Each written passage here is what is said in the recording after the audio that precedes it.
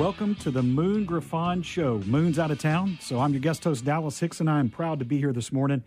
And Brandon, I'll just start off and ask you, what was Moon thinking, man? I don't know what he's thinking. I think it was a great idea, man. I'm looking forward to it. I enjoy whenever Moon goes over to Hixson and you guys start talking about, especially state issues and such. I think he made a great decision. You know, he's really selling cars today. That's what he's doing. Y'all did the switcheroo? Yeah, we're going to see how it works. And so, you know, we got a fantastic show lined up today. It's open forum Friday. And so we got some good things going on in the show. The weather's great. So just relax, listen. Hopefully I'm going to be entertaining and maybe even be interesting, I hope. So, you know, the Hixson Has It hotline is going to be open. We'll try to take some calls, 844-766-6607. Moon threatened me and said it is the Hixson Has It hotline that I sponsor, so I ought to know the number. I had to ask you the number this morning, and so we'll see how that goes. It's all those sixes. They're just kind of confusing. Yeah, that doesn't. I don't like that. So anyway, you know, we've got 9:30. We got Senator John Kennedy is going to be with us. Looking forward to that. We're going to talk about some national and state issues and a few things there. Kim Cape with Ford is going to be with us around 10 o'clock hour, and she's just going to go in. She has a huge territory for Ford. Very powerful lady. And about 75%, 80% of the SUVs and trucks sold in the United States for Ford go through her. Yeah. And so she's going to educate us on a few things going on there, and especially the hurricane relief with Texas, which is one of her responsibilities. And then 10:30, we're going to close out the show around a conversation with State Representative Lance Harris. And so as you spoke about in the news a moment ago, we just got a lot going on with the state. The cliff that's coming with the expiring short-term taxes they enacted. And so I'm a little nervous this morning. Yeah. Yeah, so a little nervous, but it's not for the reason that you think. And so I don't know, you know, it's going to be good on the show. You know, I've got a very supportive wife. I think she's listening now. And so, you know, I just told her that I hope I did well. And so she, you know, she was good with that. And so she kind of brought a tear to my eye. You know, she confirmed the show was 2 hours. And so then she assured me my mouth was big enough to talk for 2 hours. Yeah. So hopefully I'm going to be good there. And no, I'm really nervous about the rumor. Have you heard? No, you have to fill me in on this one. Okay, so you asked. So I don't normally, not normally talk about gossip, but you asked. So I'll tell you. All right. And it's just you and me and a few listeners, and we won't tell What is anybody. it, 116 Moon Something like says that. he has? Yeah. So we won't tell anybody. And so, you know, Moon is supposed to be out fishing or something. You know, that's what he said. At least that's what he told me. That's what he said. See, that's what he told me. Yeah. But I heard that there was another reason, and I'm not here to spread rumors. I'm just telling you. I'm telling you what I know. So a good friend of mine, Terrence Boudreaux, which is they call him T-Boy. Yeah. And he knows he got a barbershop, so he knows a guy that knows a guy. And I want to make sure I get this straight because it's direct information. He knows a guy that knows a guy that guy's sister has her boyfriend that's a photographer that's doing a photo shoot of a swimsuit magazine. Oh, I mean, that's like direct information. I mean, it's like I heard it directly myself. I think I see where this is going. Yeah, exactly. And so Moon apparently is doing his photo shoot today. Oh. Yeah, and so he's going to be in the June of 2018 month of that calendar.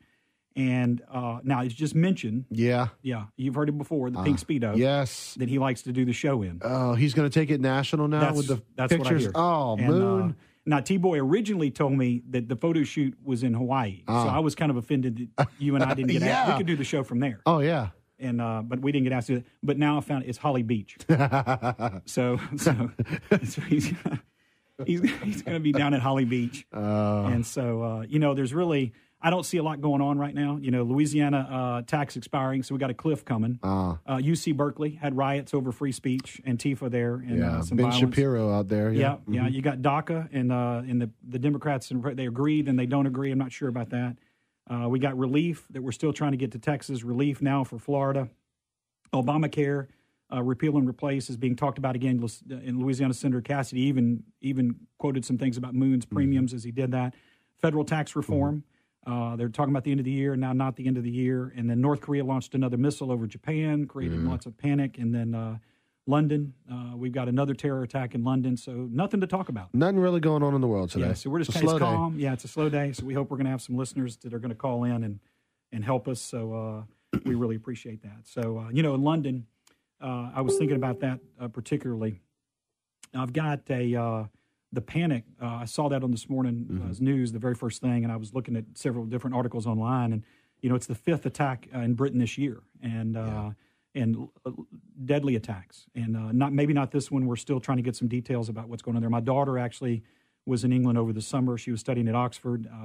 She traveled by those trains in and out of London pretty much on a daily basis. Yeah. I was concerned while she was there because of some other attacks that have happened, not only in London, but in other cities throughout Britain. And, I can't imagine what the people there are going through, their families are going through. I mean, obviously, it was an improvised device, an IED.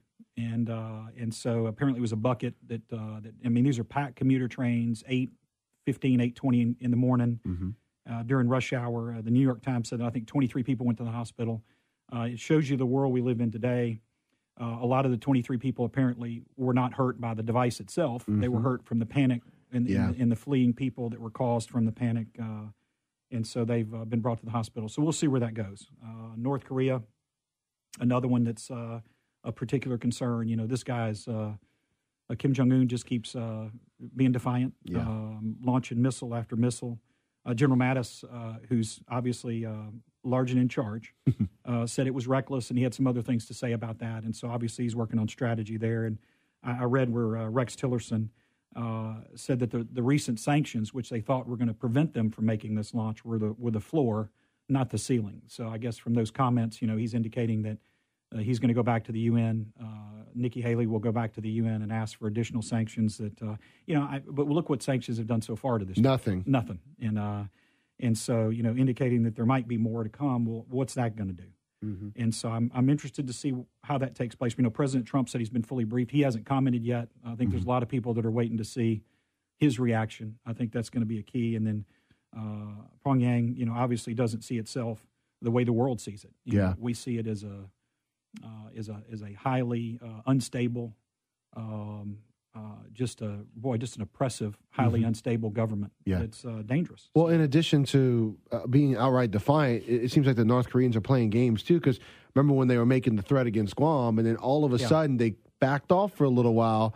And I think for anyone that felt like they were going to go away completely, were a little bit fooled, because now all of a sudden they're back to launching those missiles again. And they've gotten bold again. Yeah. And what worries me is you take a guy that's, we're rational people. Listeners are rational people.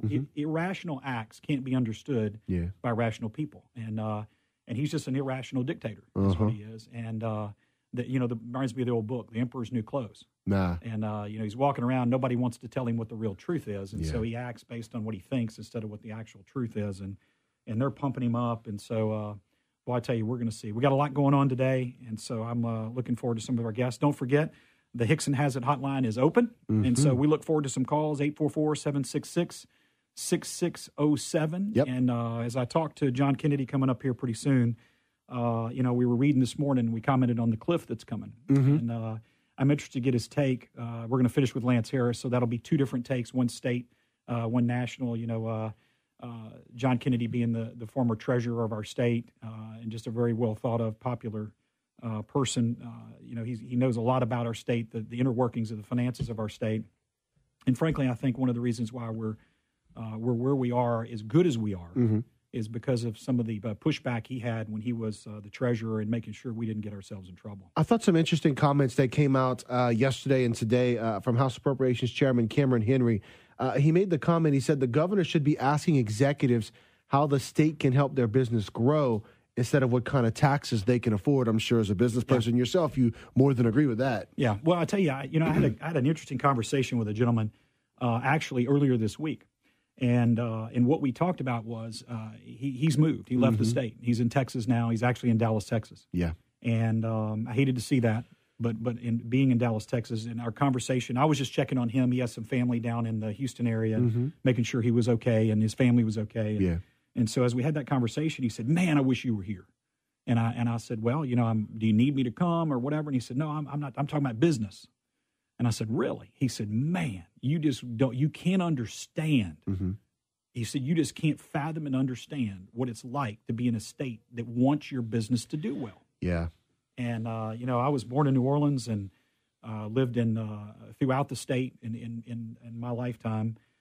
Circled all the way back around from Louisiana Tech and Ruston all the way over to Monroe. Grew up in Lake Charles, DeRidder, and now I'm in Alexandria. And so I've been in lots of different parts of the state. And I tell you, it's just I dream about what it would be like if we had a state government that really understood and worked what I consider not the businessman, but worked for the people. Yeah. Now, you've gotten a chance to meet with some of these state government officials, correct, that are in favor of the taxes and stuff. And I tell you, it's really interesting. Going back to quite a few legislators and people I've talked to, the number one thing that I get from a lot of these legislators, and myself too. I was in a box. I kind of thought of it in a box, and we do have a lot of state protected, constitutionally protected budgetary items, which cause problems, obviously. So when they're protected, you can't take them out, can't do anything with them. And as I've been visiting with a lot of these state legislators, I think that myself and a lot of them have a false or an unclear understanding in some cases of maybe what is protected and what isn't protected. Yeah. And as I've visited with some people that really know the Constitution, I think there's less protection maybe than sometimes it is given off to the public, or what they would want the public to believe. And so in doing that, the other thing is, I think sometimes that state officials, not necessarily this governor, but all state officials, from time to time, make sure that the cuts are inflicted as painfully as possible, either for their own reasons to end up being a hero in the long run, maybe to inflict pain on one party or the other, the Democrats or the Republicans, certainly. And so it's just... I shared with a group of business people that I met with not long ago, just talking about the state and growth. And I said, no matter what you believe, no matter what party you follow, if you're an independent, Democrat, Republican, if you're fiscally conservative or not, I think one of the things that surprises me sometimes is the way our state treats its budget, that there's three things that we really have to have, that any state has to have, any city has to have to be able to succeed. You got to have infrastructure. So, I mean, high-speed, media, high-speed internet, all the other things associated with those things. You got to have hospitals, and you got to have hospitals and schools, and then you have to have roads. That's a part of the infrastructure process, and it's one that seems to be left behind sometime in Louisiana. So, and what are the things, what's the first things we always threaten and then cut? We cut our hospital systems, we cut our roads, and we pay consequences. Louisianians pay hundreds of millions of dollars a year in taxes. That's different than the taxes people might think I'm talking about. When people think of taxes, they think of sales tax, they think of income tax. They're paying for repairs on their car. Yeah. And so we've taken billions of dollars out of a road fund, squandered it other places, which frankly we don't have a lot to show for it. And no matter who you are, there's just not a lot to show for it. That's why we have to have a lot more. And these hundreds of millions of dollars Louisianians are paying in repairs to their car because of driving on a faulty road system puts us in a position where that's out-of-pocket money. Yeah, we should have better roads. And it's interesting when you're in Louisiana and you cross over the bridge into Texas, and the roads are just ba-boom, ba-boom, ba-boom, clear. All of a sudden, it's just smooth. And I just dream about, wouldn't it be nice for us to have that? You're listening to the Moon Griffon Show. We're going to take a break. Call in to us at the Hixson Has It hotline, 844-766-6607. I'm Dallas Hixson, sitting in for Moon Griffon. Listen up, and we'll be back in a moment.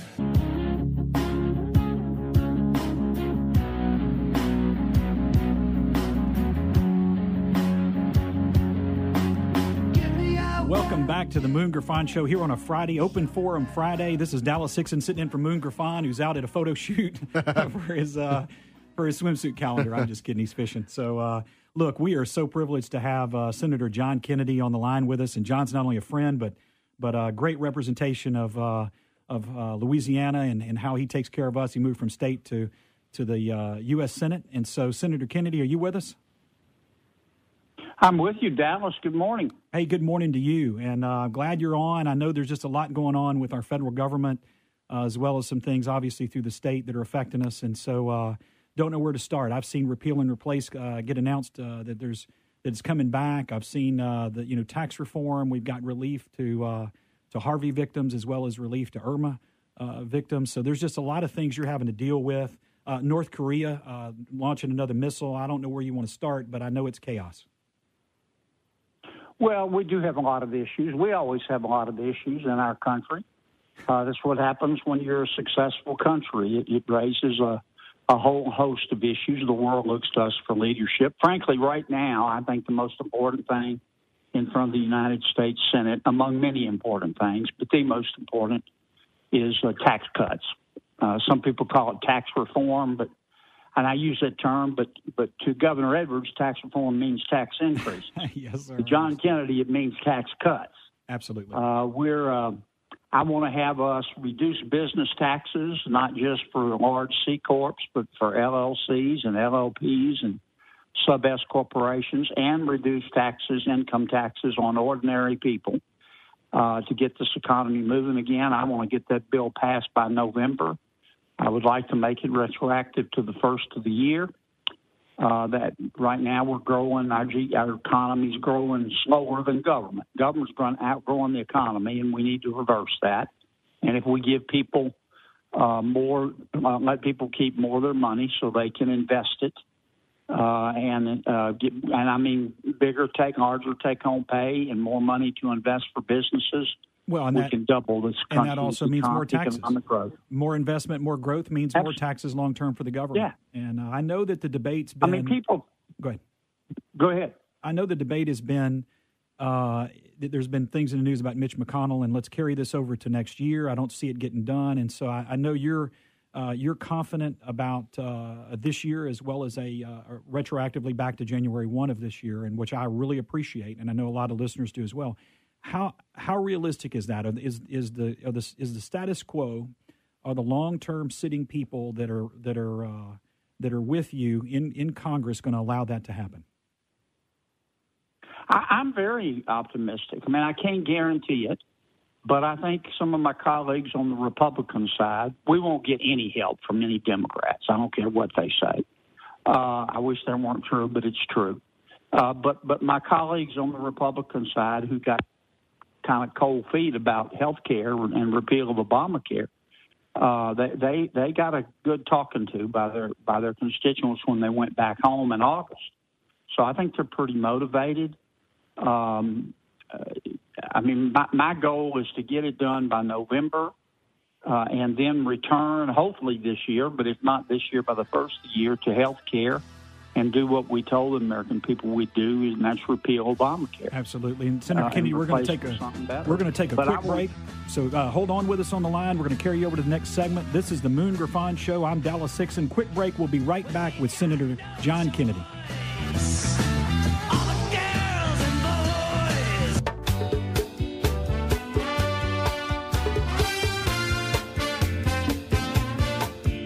Easy listening here. So Brandon's tricking me up. This is Dallas Hixson. I'm sitting in for Moon Griffon on the Moon Griffon Show. We're proud you're listening to us. We've got Senator John Kennedy has been with us in the last segment. We started to discuss lots of issues, including tax reform, tax cuts. And so he's held over with us. And so, Senator Kennedy, let's continue that talk and go back. Let me ask you about tax cuts specifically. Where do you think we're going to end up? I know that the corporate tax rate is 35%. They were talking 15%. The individual tax code obviously changing for individuals as well. Do you have some idea, based on what you've kind of formed it down to and the strategy that you're taking, where do you think we might end up? Well, here's what I'd like to do. I think this is realistic. Can't guarantee it'll happen, but sure. I think it's realistic. 20% business tax rate. That's not just for the large C corporations, but for LLCs, LLPs, Subchapter S, Sub-S corporations. I'd like to give folks a break on the estate tax, on capital gains, on the alternative minimum tax. I want to help ordinary people as well. Too often we do tax cuts and they just help the folks at the top. I want to help the people in the middle. I want people to have more take-home pay. Right, the backbone of our country. Spend it on whatever they want, or save it if they want to, Dallas. Sure. The way you can do that is just lower the brackets or the percentage of tax, or you can increase substantially the standard deduction. All this is doable. It's the only thing that's going to get our economy moving again. Anybody else that thinks otherwise, just they were out in the courtyard throwing the Frisbee when they were taught should have been in Economics 101. Absolutely. I go back to some of the original quotes like, Thomas Jefferson. no entity or government can tax itself to prosperity.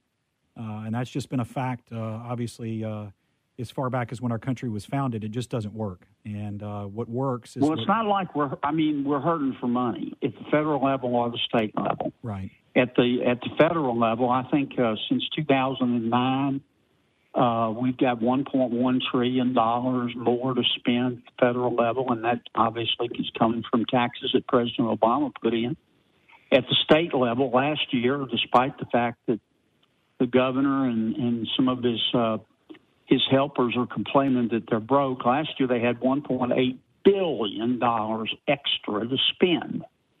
That's how much they raised taxes year before last. And they spent all $1.8 billion, and now they say they're broke again, and they want more. You know, I read... We've got more money now than we've ever had in the history of the state, and it's still not enough for them. Well, and like you said, it's never going to be. No matter how much taxes, no matter how much income we take in from taxes, it's never going to be enough. And I read an article that as we raised taxes and went into the 2016 year, I don't remember the state. It may have been Idaho. There was another state that was second place. But they went and looked at the amount of tax revenue increase that took place in each state across the United States. Again, I think Idaho, or one of those states out in the West, was the second place. It was several $100 million, and Louisiana was $1.8 billion, as you said. And as you took that and compared, I think most all of the other states added together didn't raise taxes as much as Louisiana did by itself. That's a shame. Well, that's a great point. And I think that's true, and that's a great point. There are two groups of people in government today, Dallas, and I'm not talking about Republicans and Democrats. There are people the two groups are people who believe in more freedom and people who believe in more free stuff. And at the national level, the Democrats believe in more free stuff. I think they're wrong. We already spend $1 trillion a year helping people less fortunate than us. Right. And at the state level, I think it's clear that Governor Edwards believes that every problem has a government solution, and it usually involves spending more of your money. Yeah, and I tell you, I don't agree with him. I don't either. When you really take a look at as far as conservatives go, I'm a fiscal conservative. I really am focused on the money side of what we're doing, how much we take in, and then how do we spend it. As I talked about, Brandon and I were talking a moment ago, and you've got much more knowledge about our state budget and government than I do. But I think that I do think we have a lot of constitutionally protected things in our state budget, and I understand that. But I do think that sometimes that is overplayed. We have a lot that aren't too, though, Dallas, and yes, they use that as an excuse. And that's exactly right. That's what Brandon and I were talking about. I mean, I've heard a lot of legislators and governors say, oh, well, I'd sure like to cut, but it's protected by the Constitution. They're not telling the truth. Just next time they do that, ask them about statutory dedications. Yes, sir. They created these special accounts by a majority vote. They can undo them tomorrow by a majority vote. The governor could call a special session today. We could be in session tomorrow or next week. They could repeal all those statutory dedications, or at least the ones that they think are appropriate, and we could they'd free up all the money they would need within. He could have it done in 10 days. Yeah, and I tell you, I still focus back on the amount of outside contracts we have, and it's breathtaking. Oh, it just as that kind of came up, Representative Lance Harris and several others made notice of that going back when originally the governor wanted to raise taxes, and it was just amazing to me the billions of dollars we spend in outside contracts in this state. And some of them, I'm not even sure number one, I'm not sure that they know what some of these people even do. And then the other thing is, I don't even think they realize sometimes these people, as you have these outside contracts, you're paying for them and you get in a habit of paying for them. And I don't know what goods and services we're getting for what we're paying for. Well, nobody else does either, Dallas, and they don't want you to know. This time last year, I was still state treasurer. And I was promised in a public meeting by Commissioner of Administration Jay Darden on behalf of Governor John Bell Edwards that they were going to cut contracts and do something about it, and they promised me and they promised the legislature. And Jay gave that, who's a friend of mine, but you got to call it like you see it. Jay gave that speech 2 or 3 times, and you know what they've done? I'm no longer there. I'm in Washington, but I watch them. I pay taxes too. And you know what Commissioner Darden's done about it and Governor Edwards? Nothing. Yes, Zero. Nada. Zilch. You hadn't heard a peep out of them. I did have one legislator tell me within the last couple of weeks that if they examine, that's one of the reasons why I brought that up with these outside contracts, if they examine these outside contracts and just cut a portion of those outside contracts that this person feels are unnecessary, and I don't want to name them, that's for them to come out and that stance on their own. But if they... Well, they don't want to do it. Not all of them, but a lot of them just don't want to spend the time to go do the work. That's just a fact. There's just some legislators, they don't want to spend the time to go do the work and find out about it. Yes, sir. But there are others, they're not going to cut them because their partners are the ones getting the contracts. Right, exactly. And now, I've seen these contracts, okay? They are not all of them, but you got a bunch of folks who got those contracts because they knew somebody. Right. And that's in many ways, that's how the government works, both state and federal. And it looks like, Louisiana's known for that. I'm not saying all these contracts are that way, but we're known for that throughout the country. The so-called. And one of the worst is DOTD. Yeah. You know, they're always talking about we need to raise gas taxes. We don't have enough money. One of the worst offenders on these contracts is DOTD. Yes, sir.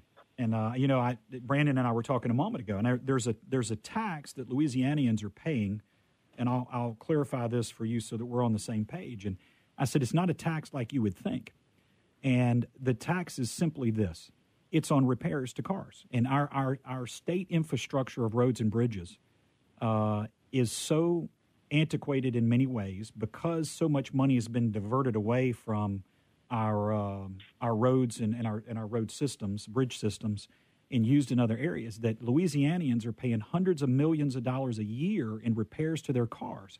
And in effect, that's a tax. The government is putting them in that position because, and not John Bell Edwards, this goes back, this is decades of sustained ill spending of road money in other areas. Well, that's true. That's true. But and the people of Louisiana aren't stupid. They may not read Aristotle every day because they're too busy working. But they understand that roads cost money. Sure. But I listen to the folks over at DOTD. I mean, I don't have it in front of me, but DOTD at one point, they issued a contract to a politically connected guy in New Orleans, gave him $500,000. And you know what his job was? His job was to encourage minorities to do business with DOTD. Wow. For $500,000 a year. The current secretary of DOTD, under Governor Edwards, in the middle of asking people to pay more gas taxes and saying they're broke, they went out and hired a consultant. They're paying him $2 million. You know what his job is? To help Louisiana get ready for driverless cars. Well, now we're probably going to have someday have driverless cars, I guess. I won't live to see them. I think it'll be a while. It ain't going to happen tomorrow. We don't need a $2 million consultant to get ready immediately. Yeah, absolutely. Just follow the money, man. And look, we're going to take a break. And Senator Kennedy, you hold on with us. I want to get you one more segment, just a few minutes for a final word. We have Senator John Kennedy on the line with us. We're proud to do that. This is the Moon Griffon Show. I'm Dallas Hixson, the guest host, sitting in. We'll see you back in just a moment.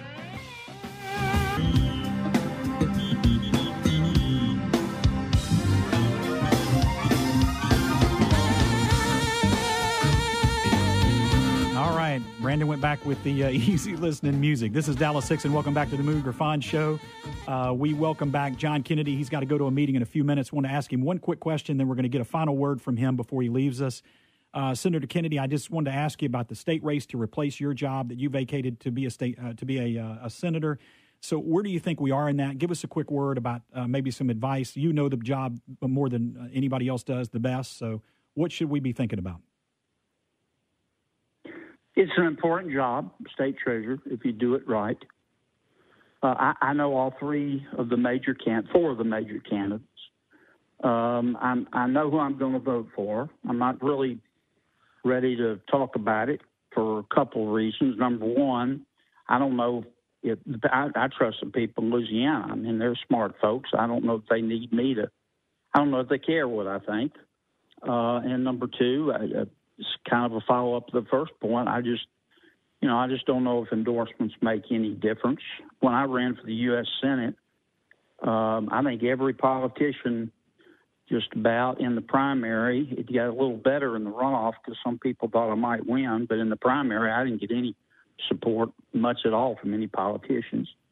Whoever's elected treasurer, I hope they'll realize that they represent taxpayers, and I hope they're willing to make the right people mad and not worry that I never was part of the club, didn't want to be part of the club. They didn't want me in the club, and I didn't want them.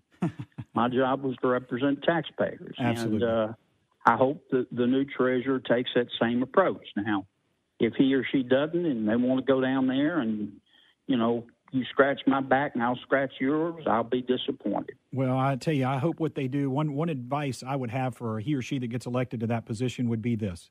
I would hope that they would have the humbleness to reach out to you, someone who was effective for many years, and get your advice on, hey, this is what I'm taking over. Where were you? What would you give me as advice? And hopefully you'll be able to sit down with them over a lunch and maybe two and just kind of discuss that.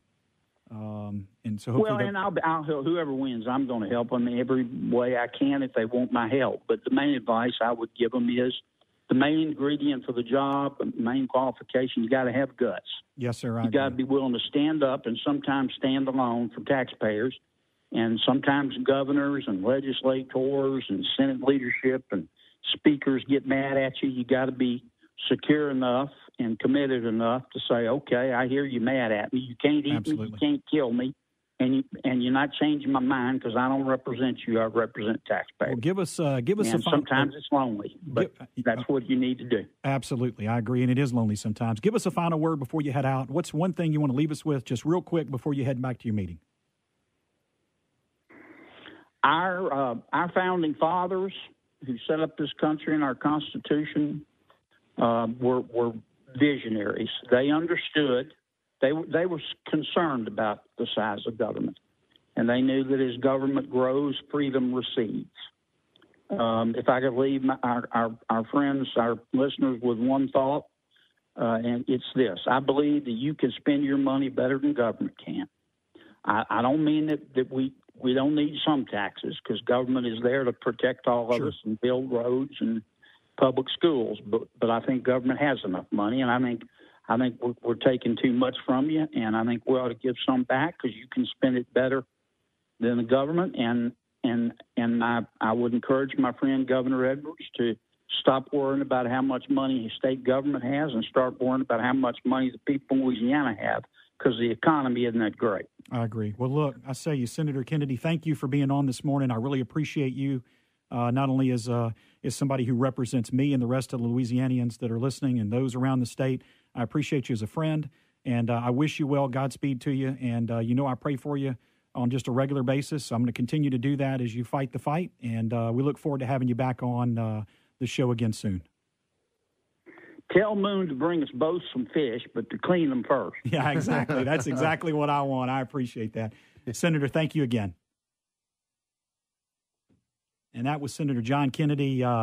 Really had an interesting couple of segments with him just talking about taxes. You can tell the commitment he has not only for our federal government and trying to get it right-sized, but to also make sure that we as Louisianians are represented well in our state. And we have a caller on the line, so let's go to the caller. The Hixson Has It hotline. The Hixson Has It hotline. Yeah, I'm not going to give the number out. Yeah, that's good. Go ahead. I had a question for you, Dallas. It was a Ford question. Oh, good. Okay, go ahead. I recently bought a 2016 Power Stroke, and I'm not going to name the dealer or nothing. I haven't had any problems, but it's a legal question. Okay. I bought the truck with 23,000 miles on it. Okay. Nice truck. Yeah. And you're familiar with Regen and DEF and all that, right? Sure, absolutely. Okay.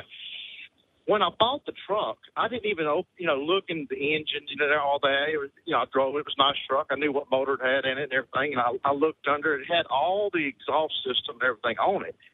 About 4 days later, I popped the hood, showing it off to my brother and everything. I looked under there. All the emissions is gone. The EGR is all completely gone. It's been different air intake, the whole 9 yards. My question to you is,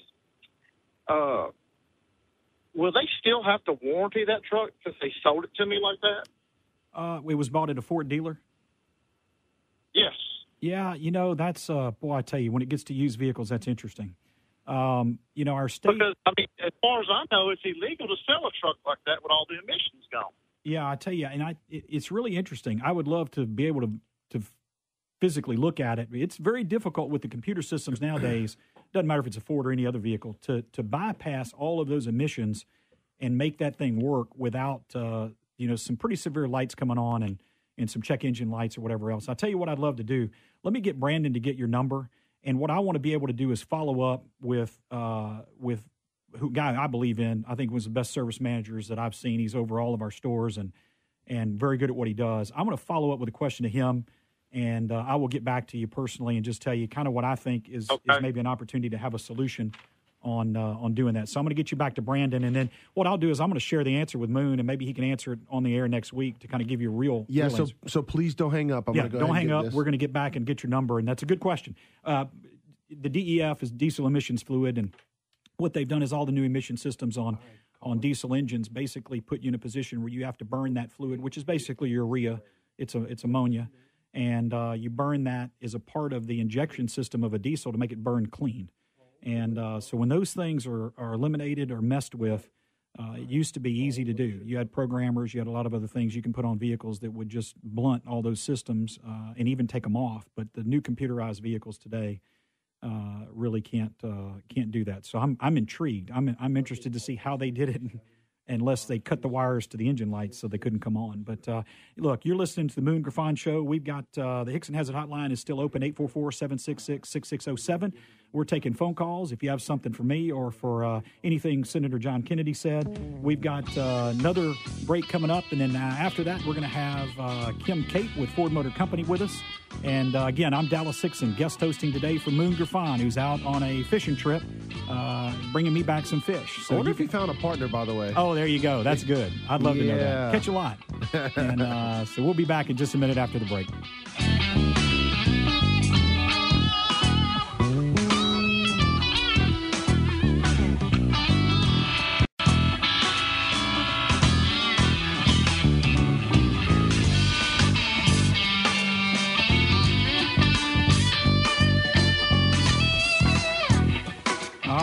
Welcome back to the Moon Griffon Show. This is Dallas Hixson, guest hosting today on Open Forum Friday. You can call in on the Hixson Hazard Hotline, 844-766-6607. Now, I messed that up. He's never going to let me live that down. That's okay, though. When you get outside here, they've got all the compliments waiting for you. They're rushing in, Rob and Bernie, and complimenting Dallas so much on being here in place of Moon. Yeah, so am I going to get – this is going to be I'm interviewing for the permanent job, right? Something he's like on a fishing trip somewhere. Oh, yeah. And so we wrapped up several segments a moment ago with John Kennedy. Senator Kennedy was gracious to talk to us. He was going into a meeting and talking about budgetary things. We're talking about repeal and replace of health care again. There's a lot of other activity going on nationally, as well as some things going on with our state race to replace him as treasurer. So we've just got a lot of dynamics, and we're fortunate this morning. We have Kim Cape with us. Kim Cape is the general manager of the Central Market, which is a huge swath of the United States for Ford, representing areas like Texas up to Kansas and Missouri, all the way over to Tennessee, and all the way down to Mississippi. So a large part of the United States, as well as a huge part of the United States for truck and SUV sales, which obviously are a huge part of what Ford does. One of the major things affected by Kim's area is obviously Hurricane Harvey, which came in and devastated and flooded Florida. Just a lot going on there. Originally, they had estimates of 12 million cars that were flooded. Now we're hearing realistic estimates of more like 1 million. I think based on the last statistic I looked at, there was about 100,000 claims so far. I'm an insurance agent also, so it's interesting to see this insurance part of it take place. But also that, the 100,000 claims is just 10% of that million. So we got a lot of people that are still hurting, and obviously they need transportation, hadn't had a chance to file. So, Kim, welcome this morning. I'm glad to have you on the show. Oh, good morning, Dallas. I'm happy to be here. And you're calling us from Dallas, Texas, in your headquarters? That's correct. Yes. Absolutely. And so, Kim, I really appreciate you taking the time to talk to us this morning. I know you're busy. You got a lot going on, especially with some of the things that Ford's doing for the relief effort in that Texas area. Now Ford's having to deal with, obviously, transportation issues in Florida. But just tell us, kind of what's going on with Ford. Hurricane Harvey, what impact do you think this storm? Tell us a little about what Ford's doing. What impact has it had in your area specifically, but the United States? Yes. Well, let me just start by saying to our consumers and all of the employees, on behalf of Ford Motor Company, really our thoughts and prayers continue to be with those impacted by the devastating storms. Our dealerships are up and running, but they sustained significant damage, but all are now open, operating to some extent. And really, with regard to Hurricane Irma, very two unique storms, if you will, with Hurricane Harvey having the devastating flooding, Irma with, the power outages. But I would say, Ford and our Ford dealers are really coming together. We've raised over $3.5 million in support of Hurricane Harvey relief efforts and for the communities, our first responders, and dealership employees and their families. Absolutely. And I would say even the Ford Fund has donated over $500,000 to the American Red Cross, and that includes the Salvation Army and other agencies as well. Look, I really appreciate that. Ford is always, being a Ford dealer myself, I've seen what Ford does firsthand in the case of any kind of adversity like these storms, 9/11, all the other things that Ford has been a part of as national tragedies, and I'm proud of them. And so, I'm just curious, give me some idea of what impact the storm's going to have on U.S. sales for maybe this month or even going forward. Yeah, when you look at Hurricane Harvey, Dale, Houston is one of our top 10 markets in the U.S., very strong for Ford. It represents, over 15% of our total sales. And it has some impact on our business, and it's hard to really specify the quantity. If you look back at Katrina, we did see a significant decline in sales from the hurricane, but then you had the recovery. And what we're seeing today, very significant traffic in the stores. Consumer demand is very strong. Ford is doing everything in their power to simplify the process for the dealers, to get inventory to them as quickly as possible, to serve our customers. And we have families coming in with their insurance checks, buying 2 and 3 vehicles at a time. So Our dealerships are up and running and ready to serve the customer. No, and you mentioned, I know the devastation, the million cars lost. Just out of curiosity, how much inventory was lost? New car inventory, I'm talking about at dealers. I know quite a few were affected. Some were able to move some cars out of harm's way. But how many vehicles were affected or lost in Harvey? When we look at Houston, with Harvey, it was, probably around 2,500, in the low thousands of new vehicles that we've identified. And I've heard, to your point, that million unit total industry.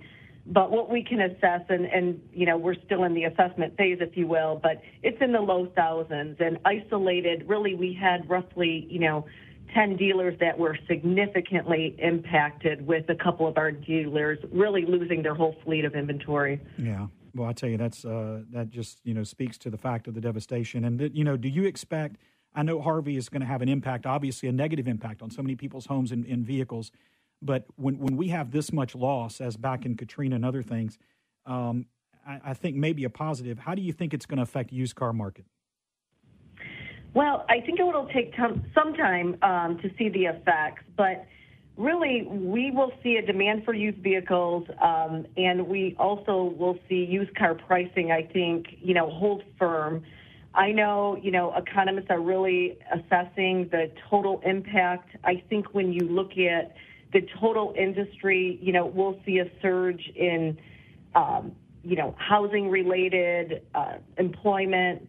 And what we're seeing, again, is, immediate recovery to kind of rebuild the economy.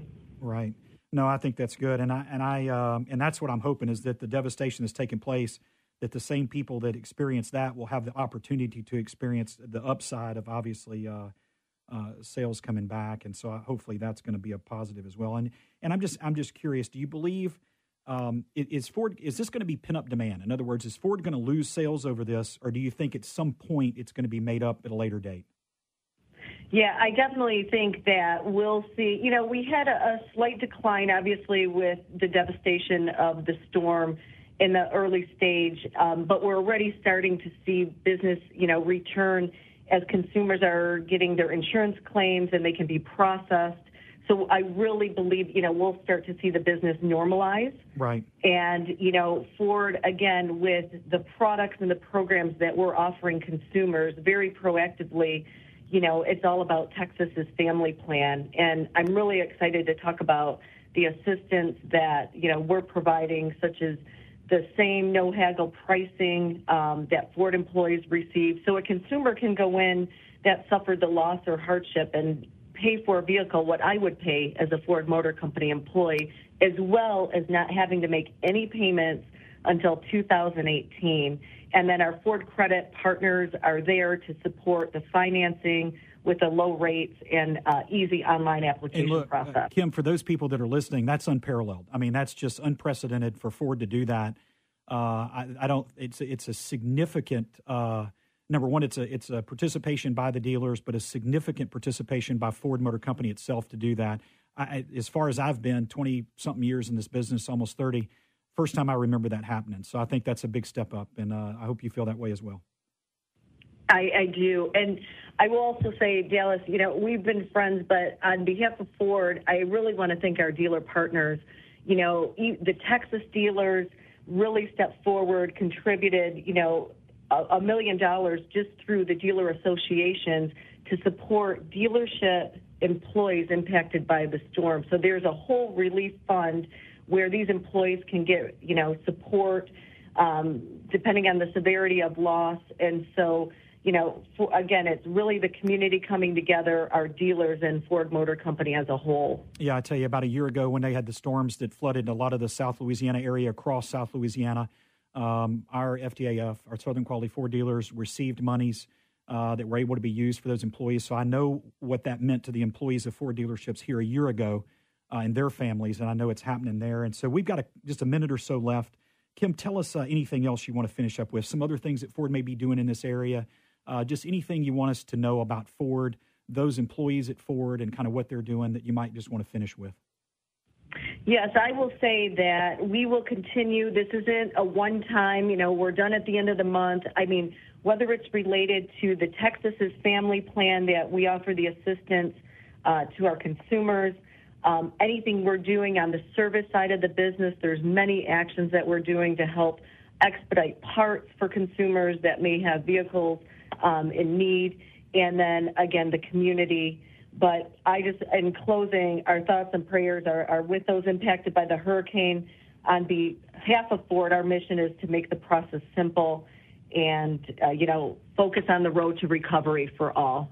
Well, Kim, look, I really appreciate you being with us this morning. I really appreciate the leadership you bring. Our dealers are under your privy of your region, and I tell you, we're experiencing good things because of you and your staff in Ford. I appreciate what Ford's doing, not only for South Louisiana that flooded as part of Harvey, but all of Texas. I know they appreciate your thoughts and prayers and what Ford does for them as well. So do the consumers. And again, I just really appreciate your time. Appreciate you being with us this morning. Thank you, Dallas. I appreciate that. All right. Kim Cape with Ford Motor Company was with us, and I really appreciate all that she brought. And Ford's doing just lots of really great things. We're going to take a quick break. We'll be right back on the Moon Griffon Show. The Hixson Hazard Hotline is open, 844-766-6607. Give us a call. We'd love to hear from you.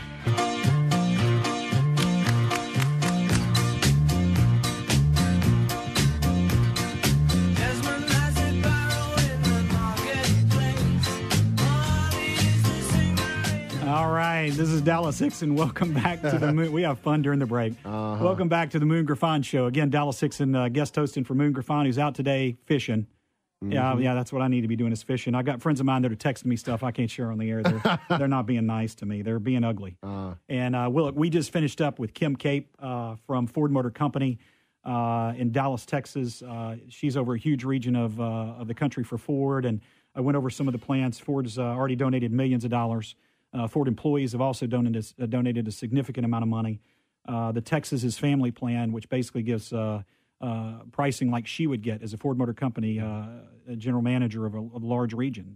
It's passed on. They've cut through a lot of the red tape to get people financed. I've been able to witness some of that by friends of mine I've talked to, and then also they've got the Florida is Family and that whole area associated with Florida, all the damage up from there, and just really proud of what Ford. I'm proud to represent the brand. I think it's a great product.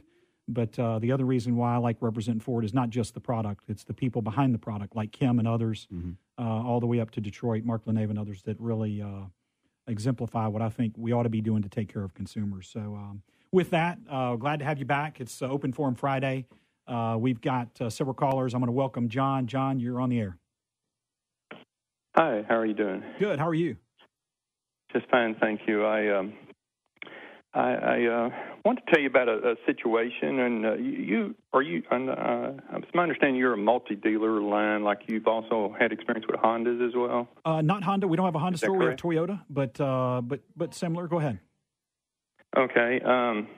And I would expect today for the cars, even the Fords and Chevys, that it's normal to go 100,000 or actually 200,000 without excessive oil usage on these vehicles built today after 2008. Sure.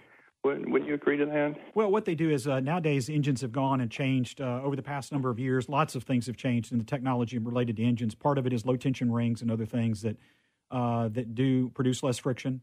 In most cases, they should burn less oil. So yes, I agree.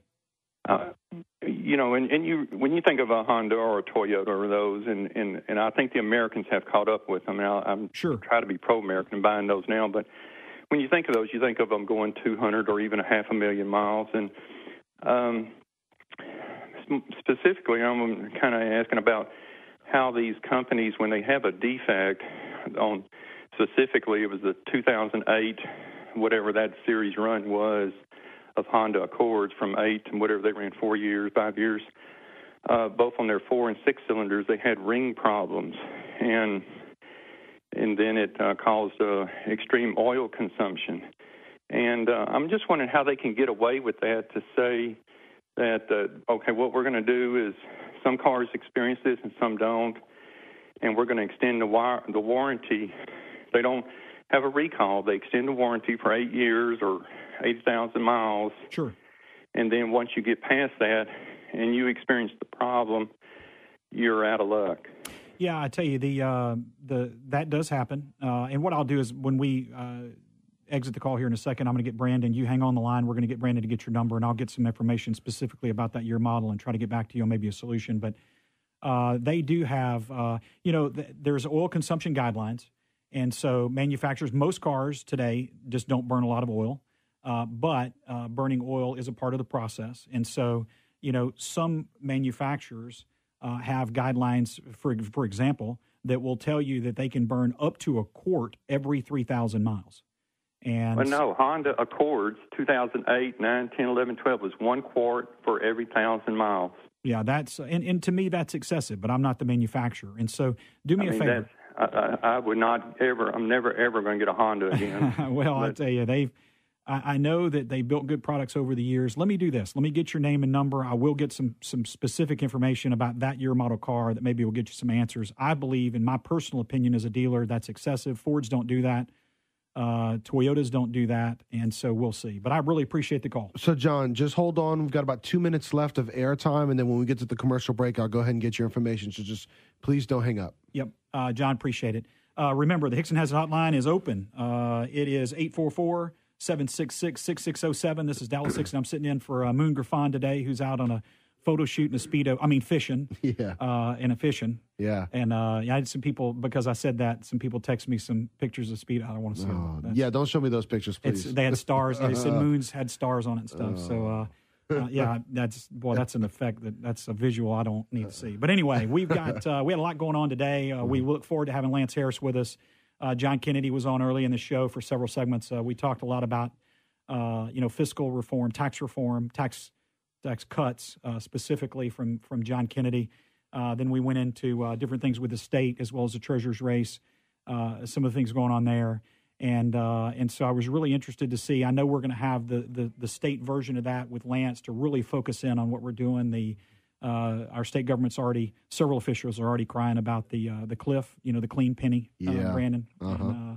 And, the clean penny that, hey, we're going to elect, we're going to put this clean penny in effect, but it's temporary. Now, one of the things I told Moon on when they started talking about this in the very beginning, you remember this, that, no tax is temporary. Mm-hmm. And what they do with the temporary tax is just keep renewing it, and or either make it permanent. But I'm looking forward to them getting rid of it and figuring out the budget. So you are listening to the Moon Griffon Show. We're going to take a break and be right back. I'm Dallas Hixson, your guest host. We look forward to talking to you here in just a minute. Well, I tried to make it Sunday, but I got so damn depressed that I set my sights on Monday. And I got myself undressed. I ain't ready for the altar, but I do agree there's times when a woman sure can be a friend of mine. When I find myself, I want to listen to the music. And welcome back to the Moon Griffon Show. comes to me. Just please don't sing it like Moon does. Words of wisdom, let it be. I'm not going to do it. Look, man, let me tell you. Look, my wife is the one that sings in the choir. I can't do that. If I sang, they'd turn on, the show would be done. Yeah. And I'm Dallas Hixson, guest hosting today for Moon Griffon. Welcome back to the Moon Griffon Show. Hixson Hazard Hotline is open, 844-766-6607. Moon is out fishing. Yep. And he claimed he couldn't get anybody to go with him, which I know is a lie. I mean, come on. Who wouldn't go fishing? And With I got Moon? rooked into this. See, he didn't tell me he was going fishing. Uh-huh. So I got this deal. Uh-huh. And then when I get this deal and show up to do this, where is he? Yeah, he gets to be out there in paradise right now while we're in the studio. Yeah, he's fishing. Yeah. I heard him call Captain Norm the other day. Uh-huh. Yeah, okay. So we'll see how it goes. And so we've had a great show so far. I appreciate you listening to us. And look, I tell you, we're fortunate. We've got State Representative Lance Harris on the line with us. And Lance has just been an advocate for fiscal reform, specifically making sure that our state government spends within its limits. And it's been a challenge. And so, Lance, I welcome you to the show, not only as a state representative, but as my neighbor and my friend. So welcome to the show this morning.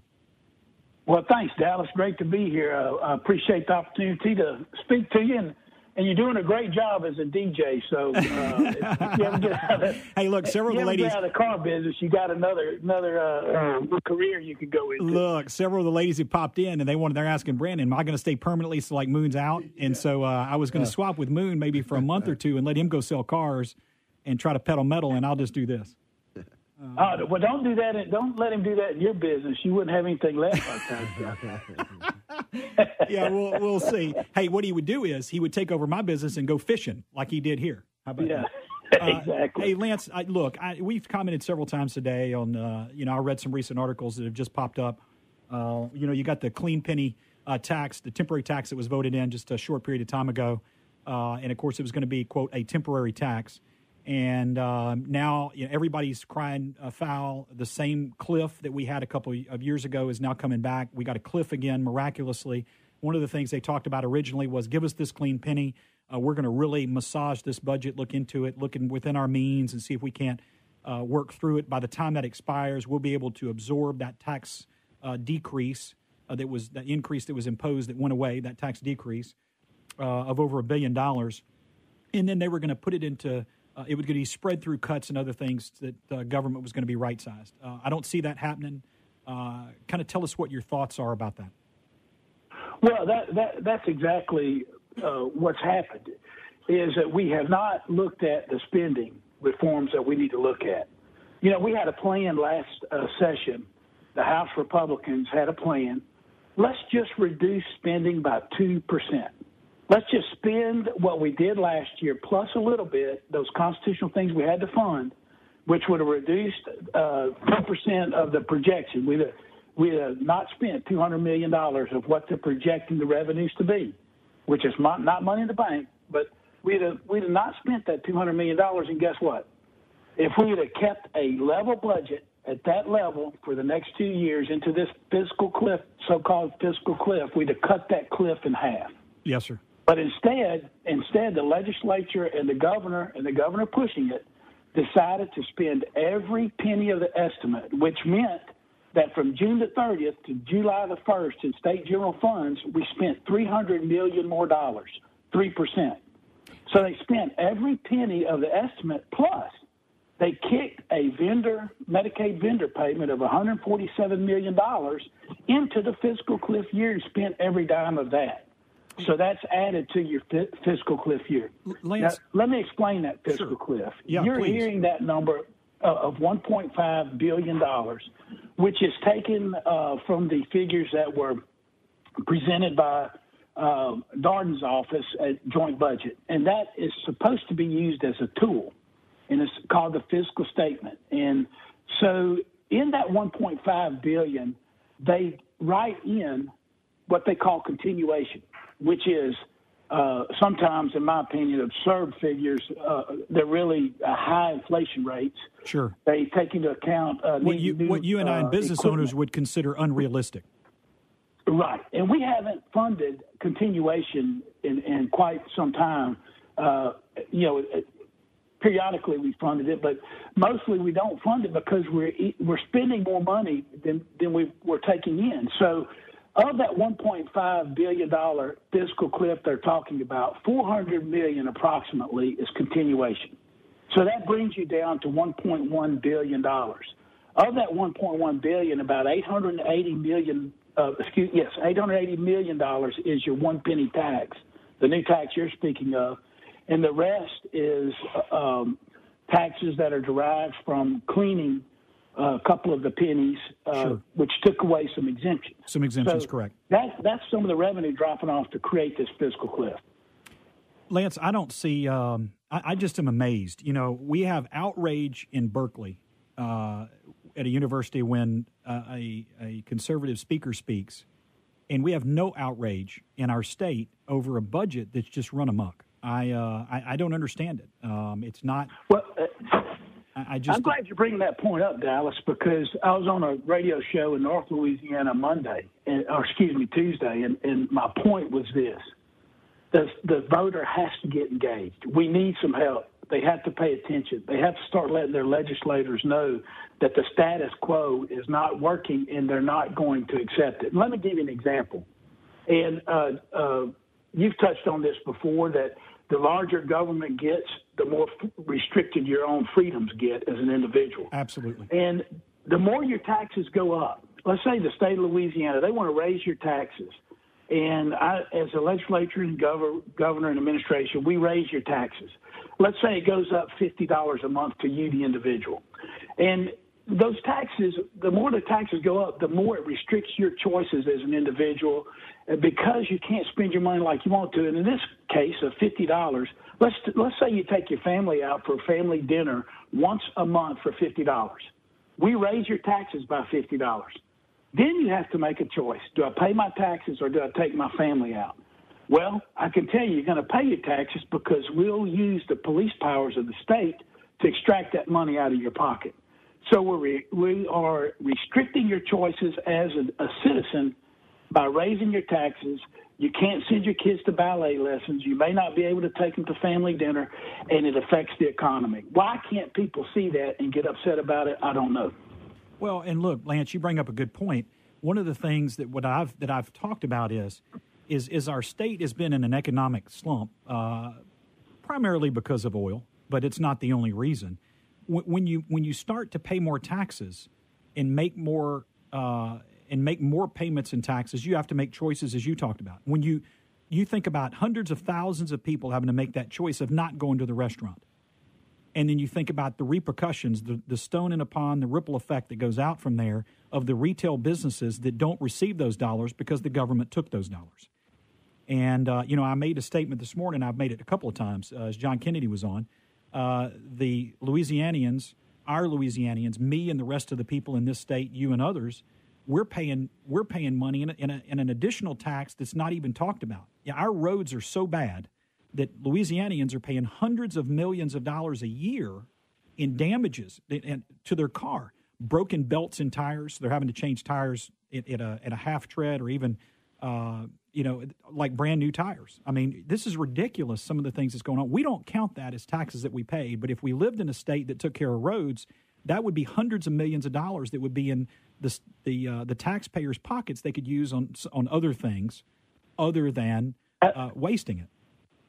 Absolutely, and that's why it concerns me that our government has grown. And, people say, a lot of the politicians around the state right now say, we really haven't grown government. Well, tell me this, Dallas, if you're a businessman and you know math, if our total means of finance spending, now this is our budget, in the last 2 years has gone up $5.2 billion, a 27.4% increase in 2 years. Is that growing government? Lance, I went to school. Absolutely. I went to school in Beauregard Parish, and then I went to Louisiana Tech, and I would give you a yes on that one. I tell you what, Lance, hold on with us. I want to keep you over for the last segment. You're listening to the Moon Griffon Show. We've got State Representative Lance Harris on the line with us. We're going to have him back in a moment. The open Hixson Has It hotline is open, 844-766-6607. We're going to try to catch a call before we break and finish the show here, but we'll be right back.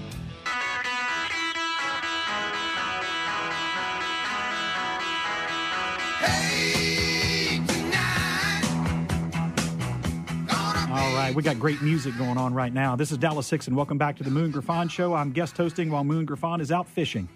That's what he says. Bernie and I were just talking about his pink Speedo. I'm not going to mention that anymore.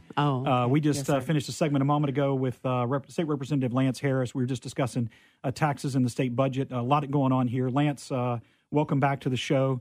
Let's continue that discussion with not only that clean penny and some other things, but where do you think this is headed? That's what I'm curious to see, and that's what the listeners want to know. What's going to happen? What's going to come out of this?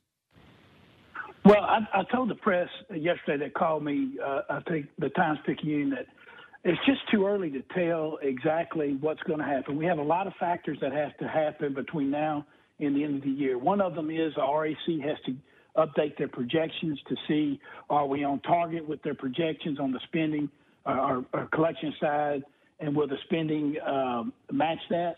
So we're also doing a lot of things around the state, like I'm having delegation meetings in areas like in South Louisiana with my delegation members, in the New Orleans area this week and all over. And we're having educational seminars for House members to educate themselves on how the money's spent, how the taxes are coming in. I think that you will see a lot of ideas start to bubble to the surface, and they're not going to all include making up every single penny in taxes. I can promise you that. Okay. Many of us believe that we have to start with the spending side first. We have to look at that, and we've been saying that. And, every time that we say that, the administration will say, well, show us what exactly you'll cut. Well, let me tell you, I'm a part-time legislator. I'm supposed to be. I don't have all the department heads and all the departments and everything. What I do is I appropriate the money. So if we say we need to spend 1 or 2% less, the administration needs to tell their department heads, figure out how to save this 2% and figure out now, or I'm going to have to take some action on you and find somebody that can do it. But Lance, is it even realistic for that conversation to take place? I don't see that conversation is going to take place, which totally negates what you're trying to do. That's what's so frustrating to the public that pays taxes. Well, and I agree with you, Dal. So what we're doing now is trying to drill down into the particulars.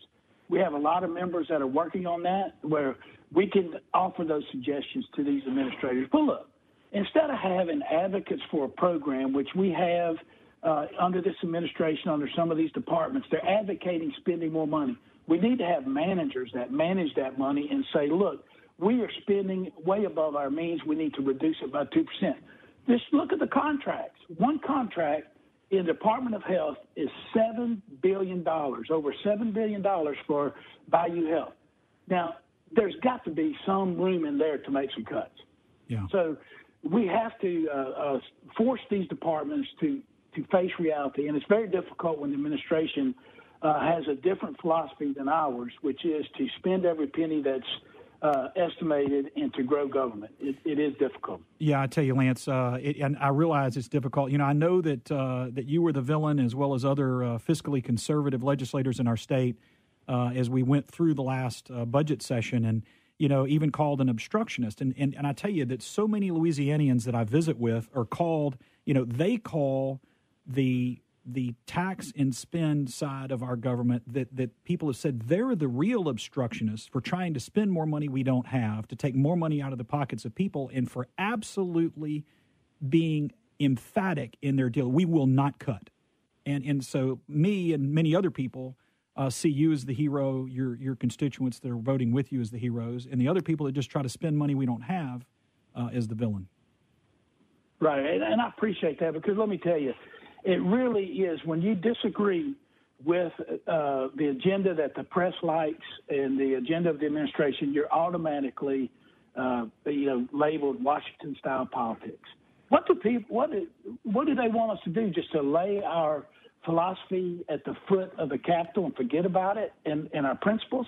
We're not going to do that. That's not going to go away. It's not going to happen. And really, all that does is cloud the air to where we can't find compromise, where we can't find the right solutions. And you're exactly right about that. So I'm hoping that as we go forward to the end of the year into the next session, whether we have a special or not, that some things bubble to the surface, and it's a common sense plan. Conservatives, their whole philosophy is based out of common sense, period. Sure. And you can look at it and look at it. You don't spend more money than you have. That's common sense. Oh, sure. Right? And I tell you, that's the other thing. People living in this state, we've all got to balance our checkbook. We can't go negative, and we can't just tax somebody else and just demand more money. Life doesn't work that way. And so, whenever the legislature and the governor come back with a plan that raises another $1 billion, and what worries me also is this clean penny, this temporary penny that's going to go away. What I worry about is the slap.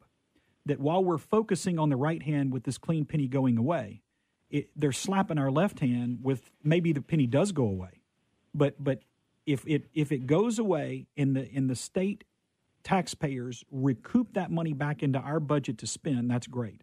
If that clean penny goes away and new taxes are appropriated somewhere else that still take the same amount of money, Louisianians are still hurt, and I want the legislature and the governor to understand that. Yeah, and look, and many of us are very cognizant of that fact. What the governor wants, the administration, and he makes no bones about it when you're in the meeting, he wants to replace that revenue with some other source of revenue. Sure. And not gas really tax. I mean, there's lots of other things that have been floated Yeah. out there as ideas, gas tax and some others that's what just disturbs me so much, is that so many people that are not voting with common sense. They don't have the common sense that you're talking about today. That it's just money. We just need a little more. Right. And they're not thinking about the middle class families that are paying that tax and bearing the burden. The taxpayer bears the burden. And let me tell you, that's where the bulk of the money will come from. When you look at how the taxes are structured, and one of the big ideas that they had a couple of years ago was compression of the tax rates, which would have meant that a family making $40,000 where both parents work, their taxes would have gone up because their new rate would have gone up approximately 20%. Now, we cannot keep burdening the middle class like that, because that's where the economy is driven. And these small businesses, you'll hear a lot about business taxes. They're not paying taxes where they don't take into account the S corps pass through to people's personal taxes. So we are very, very, very concerned that we make sure that we don't hit the middle class and small business when it comes to how we solve this problem. It needs to be done through spending first. Absolutely. And I tell you, Lance, I've talked with Moon as he and I have been on the show together for years. And one of the things that I told Moon is a teeter-totter is the best thing. The child's toy, a teeter-totter. And we were on the side where we had an opportunity for business to grow in this state. And as taxes push down on the other end, it's tilted. And what worried me is I worry we're on a slippery slope of a landslide. They talk about this fiscal cliff. What I worry about is an opportunity where all of a sudden we're going to get hit, and they're going to collect $500 million in taxes. It's going to cost $800 million in jobs in Louisiana. So they'll collect another $500 million. It's going to cost $800 million. We're on the slippery slope side of this. We'll never tax enough to catch up. Yeah. And you cannot tax yourself to prosperity. I agree. The more that government grows, the worse the economy gets. Thomas There's Jefferson. No question in my mind about that. Can't tax to prosperity. And we've been dealing with a system the Louisiana way for 90 years. Got to change. Since Huey Long, we've got to change it. Lance, you have our thoughts and prayers. We're with you. We're for you, and we appreciate what you're doing. And I thank you for being on today. Thank you for what you're doing to fight the fight. Continue to do that. Thanks, Dallas. Appreciate it. Take care. All right. That was State Representative Lance Harris. We've just been discussing taxes in Louisiana. And, obviously we've got to get to the point, Brandon, where we've got to get this under control. $5 billion, 25% growth is – I wish my business had 25% growth. If we were a state and a tax state that focused on businesses growing 25%, we wouldn't be worried about having enough money for a budget. No doubt, no doubt. Yeah, it was very disappointing to see the responsible bill that was put forth by the House get rejected, and then the own House members – on the Republican side, just basically turn on them and go side with the Senate. That was very disappointing to see. Yeah, I tell you what. Brandon, it's been a pleasure being with you here today. It's been a pleasure being on the show. You did a great job. Hey, look, man, I enjoyed it. And sorry Moon was out on the photo shoot with the Speedo. Fishing. And hopefully I'll have the opportunity to be back with you guys again. Look, all the listeners, I hope you have a fantastic weekend. Enjoy yourself. And you're going to have Moon back live on Monday. Whether you want him or not. Yeah, whether you want him or not, he's going to be back live Monday. I'm Dallas Hixson again as your guest host. It's been absolute pleasure.